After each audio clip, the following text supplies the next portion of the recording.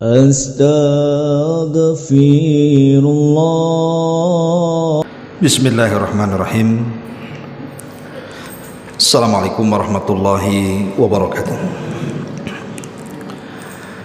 Alhamdulillah wassalatu wassalamu ala Rasulillah wa ala alihi wa sahbihi wa mawalah wa la hawla wa la quwata illa billahi wa ba'du. Alhamdulillah, di pagi menjelang siang ini tanggal 5 Juni 2024 atau bertepatan dengan 28 Dzulqa'dah 1445 Hijriah. Artinya hanya lewat 1 hari atau 2 hari lagi kita masuk pada hari-hari terbaik dunia. Karena dalam 1 tahun itu, Bu, ada hari-hari terbaik dalam 1 dunia ini. Tanggal 1 Dzulhijjah sampai tanggal 10 itu disebut Ayyamud Dunya, hari terbaik dalam dunia. Karena Allah Subhanahu wa ta'ala sampai menjadikan sumpah dalam Al-Quran tentang hari-hari itu. Allah Subhanahu wa ta'ala berfirman, wal fajri walayalin ashri, demi waktu fajar dan demi malam-malam yang 10. Sebagian ahli tafsir mengatakan maksudnya layalin ashri dalam ayat ini, ada yang mentafsirkan 10 akhir Ramadan, ada yang mentafsirkan 10 awal bulan Dzulhijjah. Tetapi kalau ditinjau dari hari, maka 10 awal bulan Dzulhijjah itu, Bu, lebih mulia dibandingkan 10 akhir Ramadan. Tapi kalau dilihat malamnya, maka 10 akhir Ramadan lebih mulia dibandingkan 10 awal bulan Dzulhijjah. Kenapa? Karena ada Lailatul Qadar di situ. Yang ingin saya jelaskan bahwa di hari-hari tanggal 1 sampai tanggal 10 itu ada ibadah yang sangat mulia sekali, dan itu dicita-citakan semua manusia, saya, ibu atau siapapun, kalau dia seorang muslim pasti mencita-citakan ingin melaksanakan satu ibadah ini. Karena satu ibadah ini bukan hanya memang ibadahnya memang mulia, bertepatan dengan bulan mulia, dan di tempat yang paling mulia. Jadi 3 keutamaan ibadah ini. Ibadahnya sudah mulia, tempatnya juga mulia, waktunya juga mulia. Ibadah apa itu? Ibadah haji. Ibadah haji ibadah mulia, karena ibadah haji itu penyempurna rukun Islam, dikerjakan di tempat yang mulia, di Mekah Al-Mukarramah, dan di waktu yang sangat mulia, karena terjadi di hari-hari terbaik dalam dunia dan di bulan-bulan hurum. Ma'asyiral muslimat yang dimuliakan Allah Subhanahu wa ta'ala, ditambah-tambah kemuliaan haji ataupun plus umrah itu banyak sekali. Di antaranya yang paling besar tentu orang yang haji tidak ada balasan yang layak untuk mereka kecuali surga. Karena Nabi sallallahu alaihi wasallam mengatakan, al-umratu ilal umrati kaffaratun lima bainahuma wal hajjul mabrur laisa lahul jazaa ilal jannah. Dari umrah ke umrah berikutnya. Jadi kalau ibu tahun kemarin umroh, tahun ini juga umroh lagi umpamanya, maka dari umroh ke umroh itu selama 1 tahun itu dosa-dosa kita diampuni. Tetapi haji yang mabrur, haji yang baik, maka tidak ada balasan yang layak untuk mereka kecuali sorga, kata Nabi. Siapa yang tidak ingin sorga? Semua ingin sorga, karena itu kenikmatan abadi, kesempurnaan yang kita inginkan itu semua ada di sorga. Ma'asyiral muslimat yang dimuliakan Allah Subhanahu wa ta'ala. Kemudian juga haji sendiri adalah termasuk seafdal-afdalnya amalan. Satu hari Nabi SAW ditanya, Rasul, amalan yang paling afdal itu apa? Maka Rasul mengatakan, imanun billahi wa rasuli. Pertama, Anda beriman kepada Allah dan Rasulnya. Kemudian dikatakan lagi, apa lagi wahai Rasul? Maka Rasul mengatakan, al jihadu fi sabilillah, berjihad di jalan Allah. Kemudian dikatakan lagi, apa lagi wahai Rasul? Kata Rasulullah, hajjun mabrurun, haji yang mabrur. Lihat bagaimana haji dan mabrur ini disandingkan dengan jihad dan disandingkan dengan iman, menunjukkan bahwa haji mabrur itu haji yang paling afdal, amalan yang paling afdal. Karena jihad haji sendiri bagian daripada jihad, jihad dengan harta dan dengan fisik. Karena kan tidak semua orang kaya mau haji, hanya orang-orang yang terpanggil hatinya saja ingin haji. Berapa banyak orang-orang kaya yang sanggup haji, tak mau haji mereka, padahal uangnya sudah cukup, dia pun sehat. Karena itu panggilan Allah Subhanahu wa ta'ala dan hidayah. Makanya kenapa kemudian haji sendiri bagian daripada jihad. Sampai-sampai Aisyah radhiyallahu anha pernah berkata kepada Nabi SAW, ya Rasulullah, naral jihada afdhalal a'mali afalu nujahid. Rasul, saya lihat, kata Aisyah, bahwa orang yang jihad itu adalah orang yang melakukan amalan yang paling afdal. Lah kami para wanita, macam mana caranya berjihad? Karena kan jihad kan maksudnya peperangan, itu kan untuk laki-laki, Bu. Kalau perempuan tidak terlibat dalam amalan ini. Sehingga Aisyah Ummul Mukminin cemburu, laki-laki enak bisa berjihad, bisa berperang, mati syahid. Lah kami jihadnya apa, kata Aisyah itu. Maka Ummul Mukminin radhiyallahu anha mengatakan, afala nujahid, macam mana kami ingin berjihad wahai Rasul? Maka Nabi mengatakan, jihad bagi wanita itu hajjun mabrur, berhaji dengan cara yang baik. Jadi bagi wanita jihadnya itu haji, tapi bagi laki-laki jihadnya perang. Belum lagi haji ini sebenarnya salah satu kunci dari kunci-kunci rizki sebenarnya. Makanya saya heran, ada orang yang sudah kaya takut haji, itu kenapa? Padahal haji itu adalah kunci kekayaan. Jadi kalau dia haji itu makin bertambah sebenarnya kekayaannya.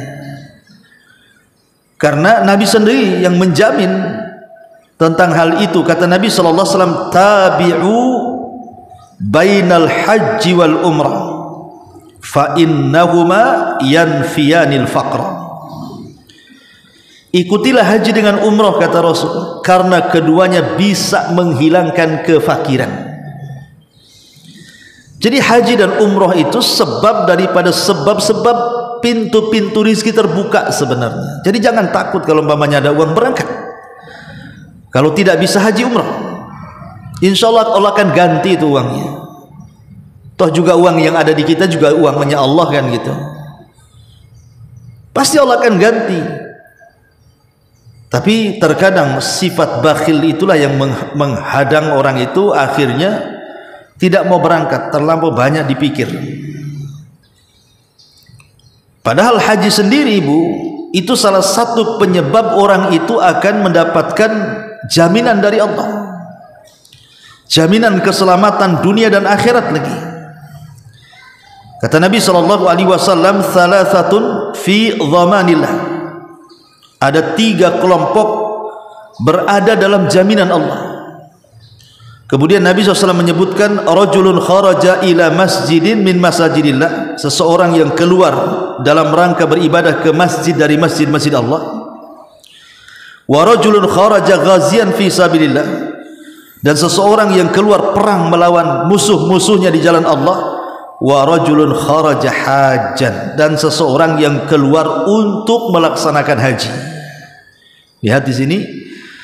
Jadi orang-orang haji itu akan mendapatkan jaminan hidup. Kalau Allah yang menjamin hidupnya, Bu, maka pasti orang itu akan diberikan kebahagiaan. Ditambah-tambah kalau kita bisa berangkat ke sana, ke Mekah, untuk melaksanakan haji atau umrah, kita ini jadi tamunya Allah. Jadi kita ini akan menjadi tamu dari tamu-tamu Allah Subhanahu wa ta'ala. Dan itu berdasarkan hadis Nabi sallallahu alaihi wasallam. Kata Nabi SAW, al-ghazi fi sabilillah wal hajj wal mu'tamir wafdullahi azza wa jalla da'ahum fa ajabu wa sa'aluhu fa a'tahum. Orang yang berperang di jalan Allah dan orang yang haji serta umrah ke Baitullah, mereka adalah tamu-tamu Allah, di mana mereka akan berdoa kepada Allah Subhanahu wa ta'ala, dan Allah akan ijabah setiap doanya. Dan ketika mereka meminta sesuatu kepada Allah, maka Allah akan berikan permintaannya. Luar biasa, ya. Bahkan lebih daripada itu, haji ini bisa menggugurkan semua dosa. Bukan hanya dosa kecil, tapi dosa besar juga. Kata Nabi SAW, man hajja falam yarfus walam yafsuk. Siapa yang haji, dia tidak melakukan kefasikan saat haji, tidak mengeluarkan kata-kata kotor saat haji. Apa kata Rasul jaminannya? Raja'a kayaumin waladathum ummuhu. Dia pulang dari Mekah itu persis seperti bayi yang melahirkan. Taulah bayi yang melahirkan kan fitrah, tidak ada dosanya. Makanya kan luar biasa keutamaan haji ini. Ya. Apakah cukup sampai di sini? Ya, tentu tidak. Tentu balasan yang paling besar dalam haji sudah saya jelaskan di awal, bahwa al-hajjul mabrur laisa lahul jaza ilal jannah. Bahwa haji yang mabrur itu tidak ada balasan yang pantas kecuali surga. Pertanyaan pun muncul, Ustaz, saya tidak mungkin haji. Padahal sebenarnya mungkin saja kalau berkehendak. Tapi karena ada orang yang merasa, mustahil saya haji, Ustaz. Suami saja penghasilannya seberapa sih, untuk makan aja sulit. Berangkat pula ke Mekah, nggak makanlah kami, katanya. Ada orang yang pesimis kan, Bu, kayaknya nggak bisa deh ke sana. Padahal kalau Allah mau kan bisa saja, Bu. Anggaplah kita katakan saya, ibu atau siapapun tidak bisa berangkat haji karena mungkin faktor usia, faktor kesehatan, faktor ekonomi, dan begitu seterusnya. Sebenarnya, Bu, ada amalan-amalan yang amalan-amalan ini bisa menjadikan pengganti haji. Jadi tanpa ibu berangkat ke Mekah, cukup dengan melakukan 10 amalan ini, Bu. Pilih salah satunya dari 10 amalan ini, itu pahalanya sama dengan haji. Ya tentu orang yang berangkat ke sana akan berbeda tentu ya dengan orang yang tidak berangkat. Tapi kan saya cerita tentang perbandingan amalan, perbandingan pahala. Jadi kalau ibu melaksanakan 10 amalan ini, maka Allah Subhanahu wa ta'ala dan Rasulnya sudah memberikan jaminan pahala sama dengan orang yang berangkat ke sana. Apa saja 10 amalan ini? Kita akan bahas. Dan ibu bisa lakukan di rumah gitu ya. Yang pertama, aqdun niyatis sadiqati ala ada'il haji. Keinginan kuat, keinginan yang jujur, niat yang jujur bahwa ibu itu ingin melaksanakan haji walaupun tidak mampu. Niatkan dari sekarang bahwa saya ingin haji. Kalaupun Allah takdirkan seandainya kita tidak bisa berangkat haji karena mungkin faktor usia, faktor kesehatan, faktor ekonomi, dan faktor-faktor yang lainnya, maka dengan niat yang baik kita ini ingin berangkat hajimu, maka itu sudah dicatat pahala haji. Perhatikan hadis Nabi. Jabir bin Abdullah radhiyallahu anhu dia mengatakan, kunna ma'an Nabi sallallahu alaihi wasallam fi ghazatin fa arada lahu udhrun mana'ahu. Kunna ma'an Nabi sallallahu alaihi wasallam fi ghazatin faqala inna bil madinati rijalan ma sirtum masiran wa la qata'tum wadiyan illa kanu ma'akum habasakumul mardu. Kata Jabir radhiyallahu an, kunna ma'an Nabi sallallahu alaihi wasallam, kami pernah bersama Nabi fi ghazatin, dalam sebuah pertempuran. Jabir bercerita bahwa dia pernah jihad bersama Nabi. Faqala, maka Rasul mengatakan, inna bil madinati, sesungguhnya di kota Madinah, rijalan, ada beberapa orang, masirtum masiran wala qata'tum wadiyan, mereka tidak bisa berjalan seperti kalian berjalan, mereka tidak bisa melintasi lembah seperti yang kalian lintasi, illa kana ma'akum, tapi sebenarnya mereka berada di tengah-tengah kalian. Kenapa? Habasahumul maradu, karena sakit yang menahan mereka. Lihat, Nabi SAW mengatakan kepada Jabir, Jabir, sebenarnya orang-orang yang ingin jihad itu banyak, orang-orang yang di kota Madinah itu, tetapi mereka tidak bisa hadir bersama kita karena mereka sakit. Tetapi kata Nabi SAW, sesungguhnya mereka itu walaupun tidak hadir, mereka sedang ada di sini, sama seperti kalian yang mampu berjalan melintasi gunung dan lembah. Kalau bukan karena sakit, tentu mereka ada di sini. Seolah-olah Nabi SAW ingin mengatakan bahwa mereka juga mendapatkan pahala karena niat ingin jihad, cuman karena sakitnya akhirnya tidak bisa berangkat. Disamakan dengan tentara yang betul-betul bergerak menuju medan tempur, itu maksudnya di sini. Maka kalau memang kita ini terbatas gitu kan, karena sakit, karena ada udzur syar'i, tidak bisa berangkat karena faktor ekonomi dan begitu seterusnya, maka cukup dengan niat ingin haji, betul-betul niat yang benar Bu ya, memang betul ingin berangkat, maka itu sudah dianggap pahala kita sama dengan orang yang haji. Kan enak Bu, hanya niat saja dapat pahala haji. Satu. Yang kedua, ya, al-muhafadhatu ala salatil fariidhati fil masjid, menjaga salat wajib di masjid. Tentu bagi laki-laki, bagi wanita ya di rumah, menjaga salat wajib di rumah, karena pahala orang yang salat di rumah bagi perempuan dengan laki-laki yang salat di masjid itu sama Bu, pahalanya. Nabi SAW mengatakan dalam hadis Abu Umamah radhiyallahu an, man kharaja min baitihi mutatahhiran ila salatin maktubatin fa ajruhu ka ajril haji al muhrimi. Barang siapa yang keluar dari rumahnya, dia sudah bersih dari rumah itu, sudah bersih dari hadas besar, sudah bersih dari hadas kecil. Artinya kalau dia punya hadas besar, dia sudah mandi junub di rumah. Kalau dia punya hadas kecil, dia sudah berwudu dari rumah. Jadi memang bergerak dari rumah itu sudah suci. Jadi datang ke masjid sudah tidak wudu lagi. Kata Rasul SAW, siapa yang keluar dari rumahnya dalam kondisi suci menuju solat yang telah diwajibkan, zuhur, asar, maghrib, isya, subuh, balik lagi ke zuhur, maka Rasul mengatakan pahalanya sama dengan haji yang sedang ihram.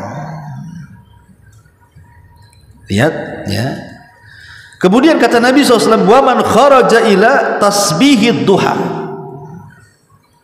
barang siapa yang keluarnya hanya ingin melaksanakan salat duha, memang tidak ada niat yang lain, dari rumah datang ke masjid ingin salat duha, fa ajruhu ka ajril mu'tamir, maka pahalanya sama dengan pahala umrah. Coba lihat di potongan yang pertama, orang yang betul-betul menjaga sholat wajib, Bu, tetapi dengan catatan, nah ibu kan bisa nih kasih tahu suaminya, kalau bisa bang sebelum ke masjid wudu dulu di rumah gitu ya, jadi berangkat tuh sudah suci, dan dia betul-betul menjaga sholatnya, kecuali karena ada udzur saja dia tidak bisa menjaga. Tapi kalau tidak ada udzur syar'i, dia tetap menjaga waktunya, dia datang ke masjid dalam kondisi suci, maka pahalanya sama dengan haji. Kalau wanita di rumah tentunya kan, wanita di rumah ketika datang waktu saja langsung sholat, tidak menanti-nanti, dan ibu jaga betul tuh waktu sholat itu. Nah, ini juga yang kedua. Yang ketiga, sholatul fajri fi jama'atin, thumma dzikrullahi hatta tulu asy-syamsi, thumma salatu rak'ataini. Jadi salatul fajri fi jama'atin, thumma dzikrullahi hatta tatlu asy-syamsu, thumma salatu rak'ataini. Salat fajar berjamaah, setelah salat berzikir kepada Allah sampai terbit matahari, kemudian setelah itu salat syuruk 2 rakaat. Ya kalau wanita di rumah, kalau laki-laki di masjid sekali lagi ya. Tapi kalau wanita ingin ke masjid ya tidak masalah. Dari Anas radhiyallahu anhu, Nabi sallallahu alaihi wasallam mengatakan, "Man shallal ghadata fi jama'atin, thumma qa'ada yadhkurullaha hatta tatlu asy-syamsu, thumma shalla rak'ataini, kanat lahu ka ajri hajjatin wa umratin." Qala Rasulullah sallallahu alaihi wasallam, tammatan.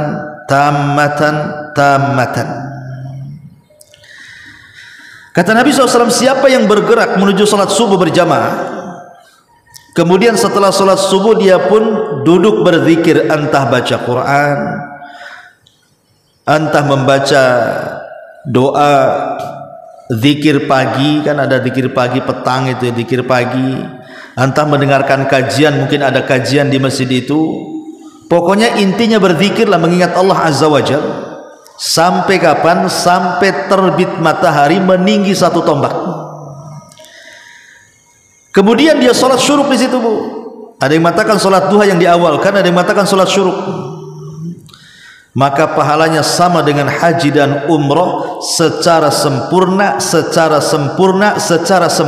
kata Rasul 3 kali. Bayangkan umrohnya secara sempurna, betul-betul sempurna umroh dan hajinya. Hanya duduk saja, Bu. Tapi ingat sekali lagi, ini kan maksudnya bandingan pahala, Bu. Jangan ibu pula di rumah sholat subuh tepat waktu, tidak beranjak dari sajadahnya, kemudian baca Quran, ketika syuruk ibu sholat 2 rakaat, kemudian pengen dipanggil Bu Hajah. Nggak bisa, Bu.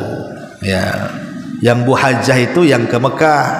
Kalau di Mekah tak bisa, kalau di rumah tak bisa dipanggil Bu Hajah. Maksudnya pahalanya, Bu. Ya, ini yang harus ibu pahami. Yang ketiga, yang keempat, ya, al umratu fi Ramadan. Umrah di bulan Ramadan.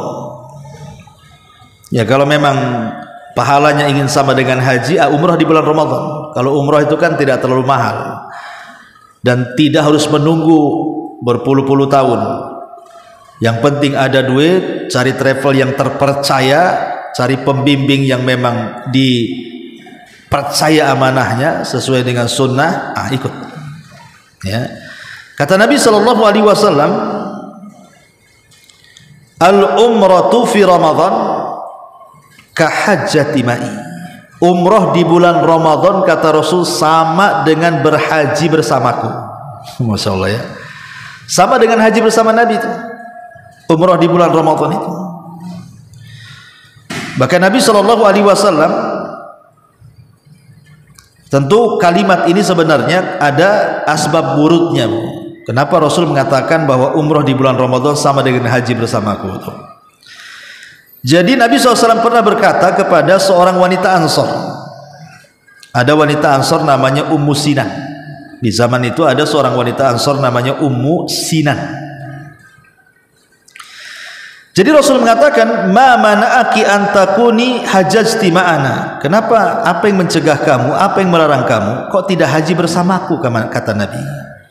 Ada apa? Apa kau ada uzur atau apa? Kenapa enggak ikut haji? Kata Nabi ketika hajjatil wada. Qalat, maka dia mengatakan, nadhihani kana li abi fulan ta'ni zawjuha hajja huwa wa ibnuhu ala ihdahuma wa kana al-akhar yasqi alaihi ghulamana. Karena kesibukan Rasul, karena kesibukan di mana suamiku haji, dia bersama anaknya dan yang lainnya harus menyirami kebun-kebunnya, sibuk dengan perkebunannya. Macam mana mau ditinggalkan, nanti rusak kan itu ya. Jadi seolah-olah sudahlah, yang penting suami saya dulu gitu maksudnya. Jadi dia bilang, maka Nabi SAW kalau begitu kamu bisa mengganti haji ini dengan cara umroh di bulan Ramadan. Dari situ Nabi SAW mengatakan, umratun fi Ramadan ka hajjati ma'i. Umroh di bulan Ramadan sama dengan haji bersamaku. Ini yang keempat. Yang kelima, al-adhkar, berzikir ba'da salatil mafrudati, setelah melaksanakan salat wajib. Ini mudah ini. Kata Nabi SAW dari hadis Abu Hurairah radhiyallahu an, jadi ada orang-orang fakir, orang-orang miskin di zaman itu cemburu dengan orang-orang kaya. Jadi orang-orang miskin di zaman Rasul cemburu dengan orang-orang kaya, sehingga mereka mengatakan di hadapan Nabi SAW, "Dhahaba ahlud duthur bil ujur," katanya. Rasul, enak kali orang kaya itu. Mereka membawa pahala apa yang kami tidak bawa. Mereka bisa haji, kami tak bisa haji. Mereka bisa umroh, kami tak bisa umroh. Mereka bisa berjihad, kami tak bisa berjihad. Mereka bisa bersedekah, kami pula tak bisa bersedekah. Enak kali orang-orang kaya itu, wahai Rasul. Maka Nabi SAW mengatakan, ala uhaddithukum bi amrin in akhadtum bihi adraktum man sabaqakum walam yudrikkum ahadun ba'dakum. Kata Nabi SAW, maukah ku ajarkan sebuah perkara kepada kalian, jika kalian mengambilnya maka kalian akan mendapatkan hal yang sama dengan mereka. Jadi Rasul selalu mengatakan, jangan sedih, walaupun kau tidak bisa haji seperti mereka, umroh seperti mereka, jihad seperti mereka, sedekah seperti mereka, orang-orang kaya itu, engkau juga akan dapat seperti mereka kalau kalian mau melakukannya, kata Nabi. Ya tentu para sahabat mendengar itu semangat kan. Bala ya Rasulullah, tentu Rasul. Sebutkan apa itu, katanya. Maka Nabi SAW mengatakan, tusabbihuna wa tuhammiduna wa tukabbiruna khalfa kulli salatin thalathan wa thalathin. Kalian tinggal bertasbih 33 kali, bertakbir 33 kali, bertahmid 33 kali setelah setiap selesai sholat, maka itu sama pahalanya dengan mereka. Kan enak, Bu. Makanya, Bu, jangan pernah meninggalkan tasbih, tahmid, takbir selepas sholat. Kan sebentar, Bu. Bukan lama kali ibu sholat, pamannya di rumah sholat duhur, paling ibu sebentar lah, 5 menit jadi atau 10 menit lah paling lama duduk di sajadah itu kan Bu. Nah ibu bisa baca istighfar 3 kali, kemudian tasbih 33 kali, tahmid 33 kali, kemudian takbir 33 kali, subhanallah subhanallah, alhamdulillah alhamdulillah alhamdulillah, Allahu akbar Allahu akbar. Lah tinggal dibaca 33 kali saja itu setiap lafadznya tuh. Nanti digenapkan dengan tahlil la ilaha illallah. Itu sah pahalanya kata Nabi SAW sama dengan pahala haji, sama dengan pahala umrah, sama dengan pahala orang kaya yang bersedekah dan jihad. Kan enteng Bu. Hanya duduk setelah sholat kan nggak mudah, nggak sulit. Duduk saja dapat pahala. Ya. Ini yang nomor 5. Yang nomor 6, at-tabkir li salatil jum'ah. Bagi laki-laki tentunya berpagi-pagi melaksanakan Jumat. Nabi SAW mengatakan, inna lakum fi kulli jum'atin hajat, inna lakum fi kulli jum'atin hajatan wa umratan, fal hajjatu al hajira lil jum'ati wal umratu intidharul asri ba'dal jum'ati. Kata Nabi SAW, sesungguhnya bagi kalian pada setiap hari Jumat itu ada pahala senilai haji dan umrah, kata Nabi. Adapun pahala haji bersegera berpagi-pagi berangkat untuk salat Jumat, adapun pahala umrah menunggu salat asar setelah Jumat. Adapun pahala haji kata Rasul bersegera melaksanakan Jumat berpagi-pagi, adapun pahala umrah setelah Jumat dia tunggu waktu asar. Dan ini nggak sulit juga kan, kasih tahu suaminya. Ya. Ini yang nomor 6. Yang nomor 7, qada'u hawaijin nas. Qada'u hawaijin nas, berusaha untuk menolong hajat-hajat manusia. Diriwayatkan dari Imam Baihaqi dengan sanadnya sampai kepada Ali bin Husain atau dikenal dengan Zainul Abidin. Jadi satu hari Hasan ini sedang tawaf di Ka'bah. Faqama ilaihi rajulun, tiba-tiba ada yang mendekati dan mengatakan, ya Aba Muhammad, wahai bapaknya Muhammad. Maksudnya kunyah daripada Hasan, putra Ali, putra daripada Ali. Wahai Aba Muhammad, idhab ma'i fi hajati fulanin, idhab ma'i fi hajati fulanin. Wahai fulan, kalau engkau ada waktu, berangkatlah bersamaku, kita tolong orang. Ada orang yang butuh kita tolong. Wa dhahaba ma'ahu, maka orang ini kemudian keluar bersama Hasan menuju orang yang memang membutuhkan pertolongan. Tiba-tiba kemudian ada orang yang Hasan, yang tidak suka dengan Imam Hasan ini. Tiba-tiba dia mengatakan, ya Aba Muhammad, tarakta tawaf wa dhahabta ma'ah. Wahai Imam Hasan, kenapa kau tinggalkan tawaf? Kok kamu pergi bersama dia? Ngapain? Maka Imam Hasan mengatakan, wa kaifa la adhhab ma'ah? Bagaimana aku tidak pergi bersamanya? Afan, di sini bukan Hasan ibn Ali ya, Hasan Al-Basri. Wa kaifa la adhhab ma'ahu wa Rasulullah sallallahu alaihi wasallam qala, bagaimana aku tidak ikut bersamanya sementara Nabi SAW mengatakan, man dhahaba fi amri akhi fi amrin li akhihil muslim faqudiyat hajatuhu kutibat lahu hajatun wa umratun.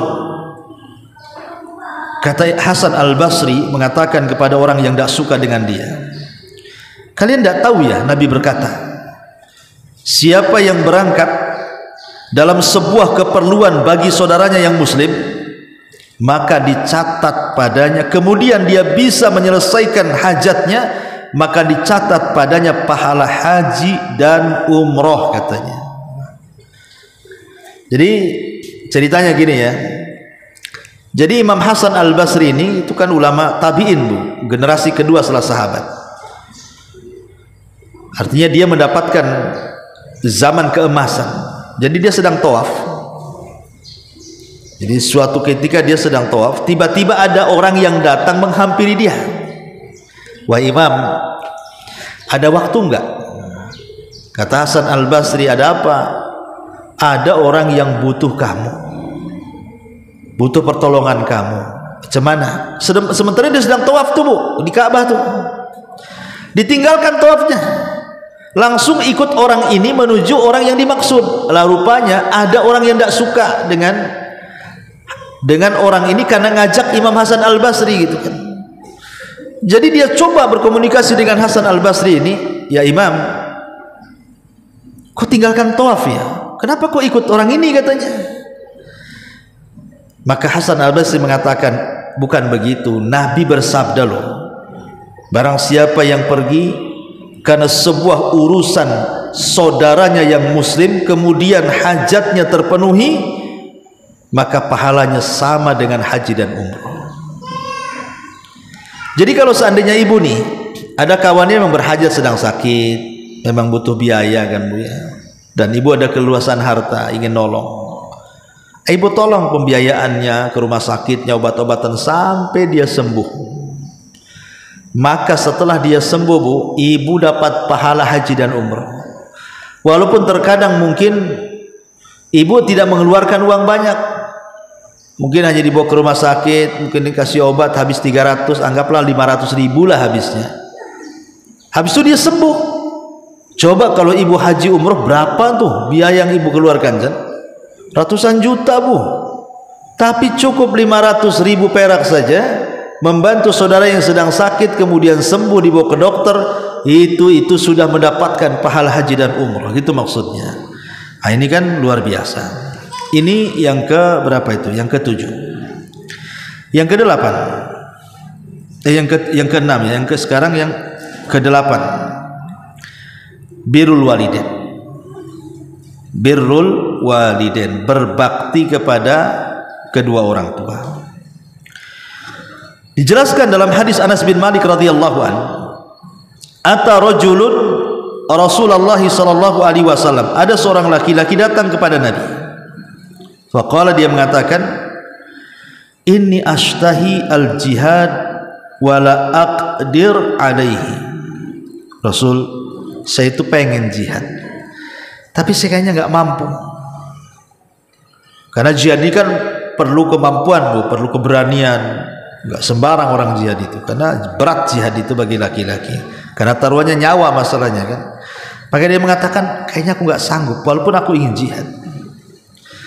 Maka kemudian Nabi SAW mengatakan, hal baqi min walidaika ahad, apakah masih hidup salah seorang orang tuamu atau dua-duanya? Qala, iya, ibuku masih hidup tapi ayahku meninggal. Maka Nabi SAW mengatakan, kalau begitu pulanglah, berbaktilah kepada kedua orang tuamu.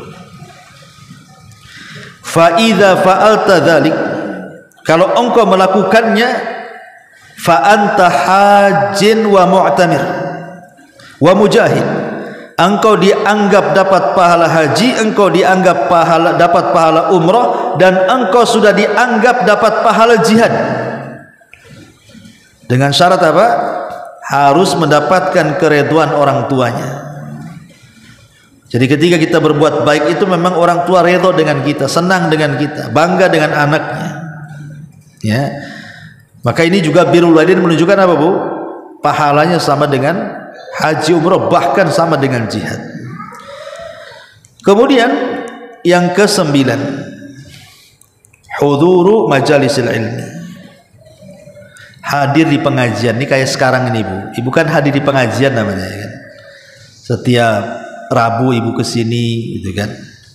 Jangan salah Bu, ibu jalan kaki dari rumah nih, yang gak seberapa jaraknya ini, datang ke Masjid Daul Ilmi ini, kemudian mendengarkan kajian ilmu di sini, itu pahala ibu Bu, itu sudah sama dengan pahala haji loh ya. Makanya jangan malas hadir di majelis taklim, ajak tetangga-tetangganya, kasih tahu bahwa hadir di majelis taklim loh sama dengan kita berangkat ke Mekah. Perhatikan hadisnya dari Abi Umamah radhiyallahu an, dari Nabi sallallahu alaihi wasallam, Rasul bersabda, "Man ghada ilal masjid la yuridu illa an yata'allama khairan aw yu'allimahu kana lahu ka ajri hajin tammata hajatu."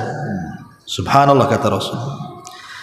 Siapa yang berangkat menuju masjid, kan kita kan berada di masjid, ibu berangkat dari rumah ke masjid sini di Darul Ilmi, la yuridu illa liyata'allama khairan, ibu tidak menghendaki apapun kecuali berangkatnya dari rumah ke masjid ini memang ingin belajar kebaikan, ingin mengenal mana yang halal, mana yang haram, mana yang baik, mana yang tidak, mana yang ikhlas, mana yang enggak ikhlas, pengetahuan soal ibadah. Pokoknya memang betul berangkat ke sini ingin belajar, ingin mengangkat kejahilan dari ibu untuk mengangkat kejahilan dari orang lain.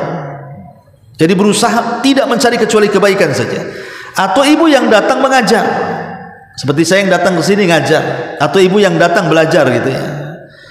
Apa kata Rasul? Dia dapat pahala haji secara sempurna hajinya. Masya Allah kan. Setiap Rabu ibu dapat pahala haji coba. Ustadz, kalau yang ngantuk macam mana Ustadz? Insya Allah dapat juga ya, insya Allah dapat. Tapi jangan pula memang pindah tempat tidur, susah, saya nggak bisa tidur Ustadz. Tapi kalau di pengajian kok mesti tidur saya katanya. Jadi ini yang harus dipahami, duduk di majelis taklim tidak ada niat kecuali ingin belajar, nah, itu dapat pahala haji. Dan yang terakhir, yang kata para ulama, seorang istri meminta keridhaan suaminya. Ini khusus seorang istri ya.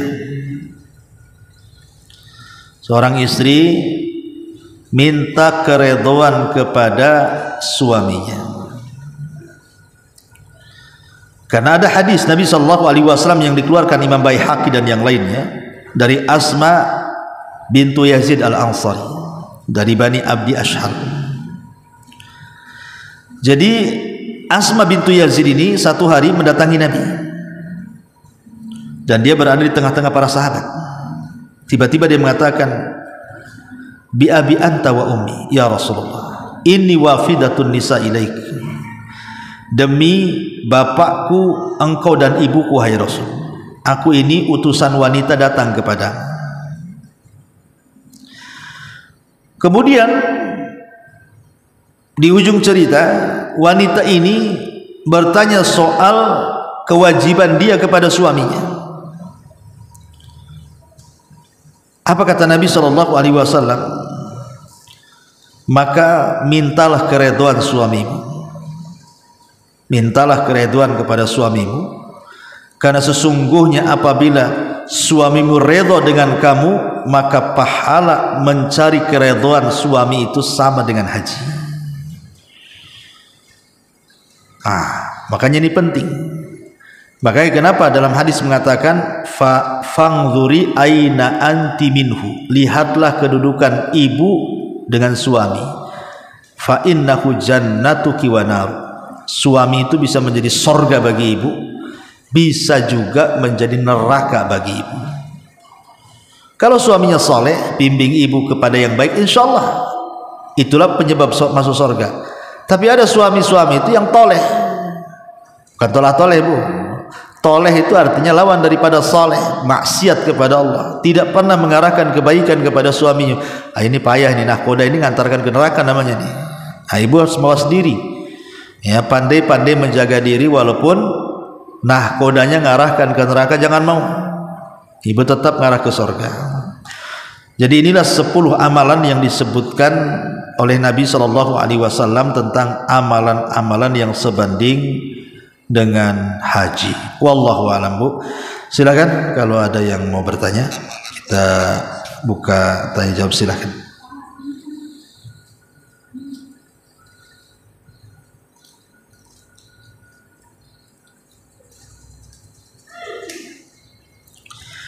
Ini di YouTube ada pertanyaan. Assalamualaikum warahmatullahi wabarakatuh. Pak Ustadz, manakah yang harus saya pilih, memelihara cucu yang sudah piatu atau berbakti pada suami? Ya jelaslah suami, ya suami itu nomor wahid, nomor satu bu. Yang lain itu lewat, orang tua pun lewat. Beda kalau suami. Kalau suami yang nomor satu itu orang tuanya, istri nomor dua dan anaknya nomor dua. Tapi kalau istri nomor satunya suami, orang tua itu nomor dua dari segi hak ya bu. Ya jadi saya jawab yang bertanya di YouTube bahwa dahulukan suami, apalagi ibu bilang memelihara cucu, berarti kan ibu sudah tua. Terkadang ini penyakit wanita bu ya, jangan marah pula sama saya. Wanita itu kalau usianya sudah di atas 40 tahun bu, kebiasaannya itu kan sudah dekat-dekat menopause ya dalam bahasa kesehatannya kan. Karena kan kehamilan pun rentan bahaya bahasanya ya, dan dekat-dekat menopause, sehingga seksual wanita itu semakin tua itu dia turun, gairahnya itu turun. Itu pula yang kemudian menjadikan istri itu ketika di masa tua itu malas semuanya, malas dandan, malas melayani suami karena nggak ada mood. Sementara suami itu kan kalau usia 40 tahun ke atas itu puber kedua itu bu. Justru dia memang nekat-nekatnya usia-usia seperti itu. Makanya seorang istri harus memahami bahwa semakin tua itu bukan berarti kemudian ngapain saya dandan sudah tua Pak Ustadz. Enggak begitu. Dandan kan ibadah ibu, bukan masalah tua atau mudanya ibu, tidak. Dengan berdandannya ibu loh, itu sudah berpahala. Jangan mikir tua muda, yang penting saya berdandan. Ya tapi jangan berlebihan pula, udah tua bedak pula 2 cm kan itu. Ya nggak bagus ya, maksudnya dandan yang benar. Bagaimana ibu pernah muda seperti itulah dandan. Seandainya ibu sudah berdandan bu, kok suami tak tertarik, nggak ada urusan. Suami mau tertarik nggak tertarik nggak ada urusan, karena saya berdandani perintah Allah dan Rasulnya. Saya hanya menjalankan perintah cari pahala gitu. Itu ya bu ya. Jangan anak udah berdandan suami gak tertarik, ngapain saya dandan katanya. Nggak begitu bu. Kita ini ibu itu melaksanakan kewajiban bukan barter. Ingat bu ya, hak dan kewajiban suami istri itu bukan di atas sistem barter. Kalau lu dandan aku dandan, lu aja tak dandan ngapain aku dandan katanya. Bukan begitu bu. Hak dan kewajiban itu bukan barter. Ibu ketika melaksanakan hak itu mutlak karena perintah, bukan karena perintah suami, karena perintah Allah dan Rasulnya. Jadi kalau ibu dandan suami gak tertarik itu gak urusan. Yang penting ibu sudah dandan, sudah berusaha, dapat pahala bu. Apalagi kalau sudah tua ya cari pahala kan begitu. Ini anehnya ada. Tapi aneh pula ibu nih, kalau sudah tua itu kalau keluar justru nyentrik tuh. Biasanya orang-orang yang sudah 40 tahun ke atas nih bu ya, itu kalau keluar rumah dandan betul bu. Jadi menebarnya itu bukan ke suami, menebarnya itu ke anggota arisan, ke kawan-kawannya, ke tetangga-tetangga orang di jalan. Kan aneh bu, dan memang itu memang tabiat buruk ya kan. Maka sadarlah ya. Wallahu a'lam. Jadi dahulukan suami ya, ini yang bertanya di YouTube. Jangan sibuk dengan cucu. Namanya cucu kan ada orang tua. Apalagi kalau piatu ya rawat saja, nggak apa-apa. Tapi merawat cucu jangan kemudian hak dan kewajiban suami pula terlalaikan. Ya kalau bisa dijama ya. Wallahu a'lam. Saya punya uang lebih, didahulukan daftar haji atau umroh. Ya kalau ibu banyak duit daftar dua-duanya bu, haji plus umroh. Ya kalau sebaiknya sih kalau memang ibu ingin menyempurnakan rukun Islam, ya tentu daftar haji saja. Nanti kan di haji ada umroh juga. Ibu kalau umroh tidak bisa haji, tapi kalau ibu haji bisa umroh. Itu bedanya Bu ya. Umpamanya ibu nih umroh bulan Agustus nanti nih setelah bulan haji, ya ibu umroh saja. Tapi kalau ibu daftar haji, namanya haji kan rata-rata di Indonesia itu kan haji tamattu Bu, umroh dulu baru haji. Ya, walaupun seandainya tidak tamattu sekalipun kan bisa umroh, tetap bisa umroh kalau sudah di sana itu. Karena umroh kan memang lebih ringan ibadahnya dibandingkan haji. Ada waktu umroh nanti di sana kalau haji.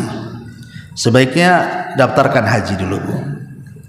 Kecuali memang ibu pikir nanti umroh dulu lah, nanti habis umroh saya mendaftar haji, ya nggak masalah. Tapi kalau ini banding-banding daftar mana, ya tentu haji lebih utama dibandingkan umroh kan. Itu kita kan membanding-bandingkan secara hukum, haji wajib, umroh ada yang mengatakan wajib, ada yang mengatakan sunnah. Tapi kalau haji nggak ada yang mengatakan sunnah, semua mengatakan wajib karena dia rukun Islam. Ya, wallahu a'lam. Apa hukum seorang ayah memutuskan nasab anaknya?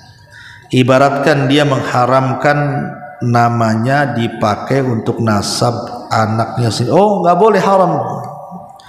Sebagaimana seseorang itu menasabkan kepada yang bukan nasabnya atau berlepas diri dari nasabnya, itu sama-sama tuh, tidak mengakui keturunannya. Nggak boleh. Ya, itu nasab dia, mau kemana lari pun tetap nasab dia.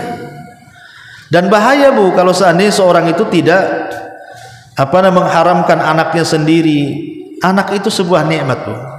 Ya mungkin saya paham pertanyaan ini, mungkin anaknya kurang ajar, anaknya nakal, anaknya melampau, akhirnya orang tuanya kemudian marah, udahlah saya keluarkan kau dari kakak katanya kan, nggak ada lagi kau nasab-nasab sama aku gitu.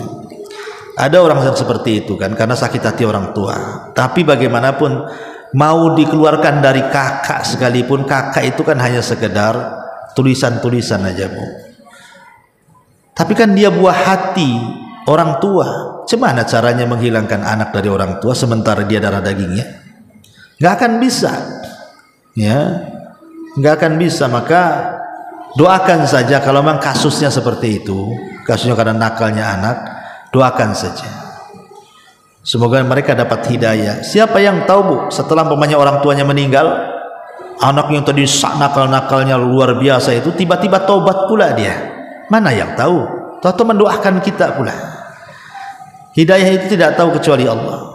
Dan kalaupun seandainya kita sudah mendidik mereka, toh juga jadi seperti itu, ibu dapat pahala mendidik mereka. Bukan berarti tidak berhasil, karena hidayah itu milik Allah. Kita kan hanya mengarahkan, nak baik-baik, kau ini sekolah, kau pesantren, kau mondok, kau ini. Kita sudah berusaha orang tua. Tiba-tiba anak jadi ujian orang tua, itu kita dapat pahala. Belum lagi pahala sabar kita dari ujian mereka. Tapi kalau mengatakan seperti itu jangan, saya kasihan ya kan. Wallahu a'lam. Kemudian ini juga, Ustadz, mana dulu yang harus didahulukan, zikir sambil nunggu syuruk ataukah membuat kopi dan sarapan untuk suami? Maksudnya saya ingin dapat pahala haji. Iya.